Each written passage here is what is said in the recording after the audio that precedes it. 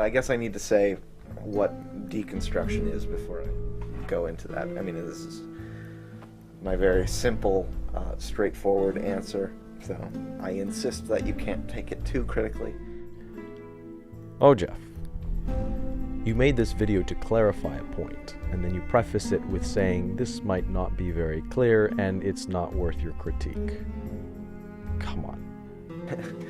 Deconstruction is what happens when a text, a word, sentence, paragraph, or anything, depending on who you're talking to, when a text betrays itself, when the text is hypocritical through its pointing. Like, words point at things. Like, words are signs for something, right? Grass is it points at the grass that's outside.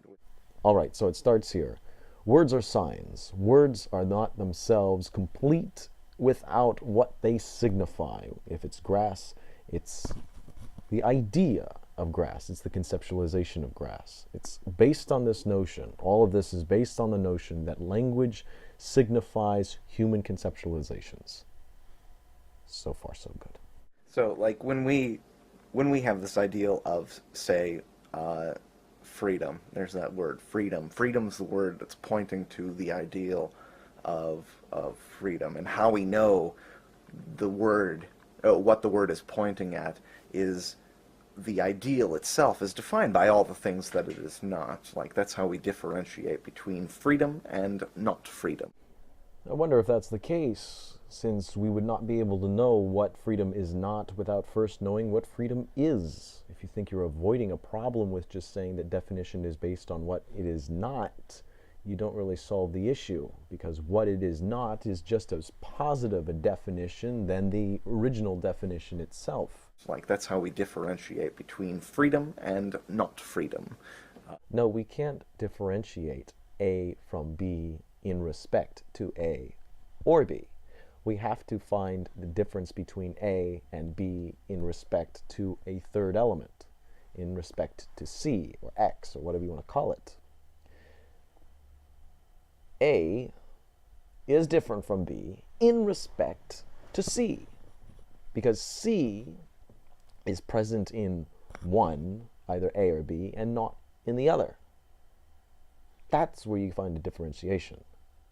The not freedom is the thing that defines the boundaries of freedom, right? So we go through and we can say, this is freedom, this is not, and so on and so forth. The thing is, slavery is one of those things that freedom is not, right? I think we can all agree on that. Slavery is not freedom. But because we're using slavery to identify our ideal here, we require slavery to exist. So don't slip in a quick so and drag us along here. If you're saying that slavery has to exist in real life, that's not the same thing as saying it has to exist in an idea, as an idea. Now, this is all prefaced on this idea that we can't know freedom without knowing not freedom, and not freedom equals slavery. By your reasoning, a lot of things could be not freedom.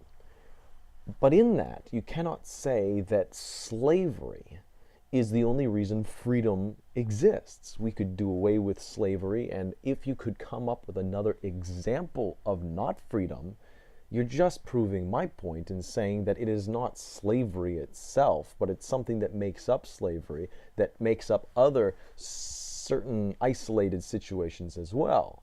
And it's that common denominator that makes up the definition for not freedom. And the same way you could do that for not freedom, could you do for freedom? In our pursuit of freedom, we must also pursue slavery.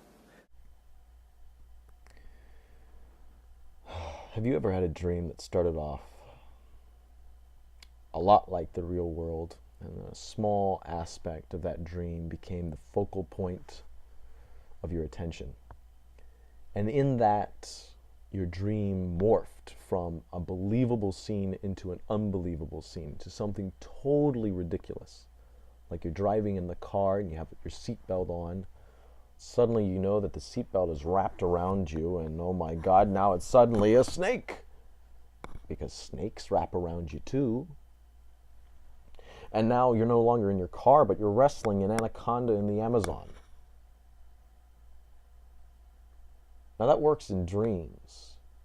But in real life, just because a seatbelt can wrap around you and an anaconda can wrap around you, never will a seatbelt turn into an anaconda.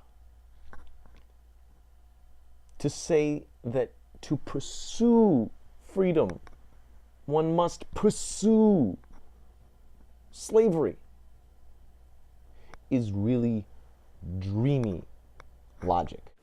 Maybe that was simplistic, maybe that was even wrong, but I think that that's an example, a very simple example of a deconstruction.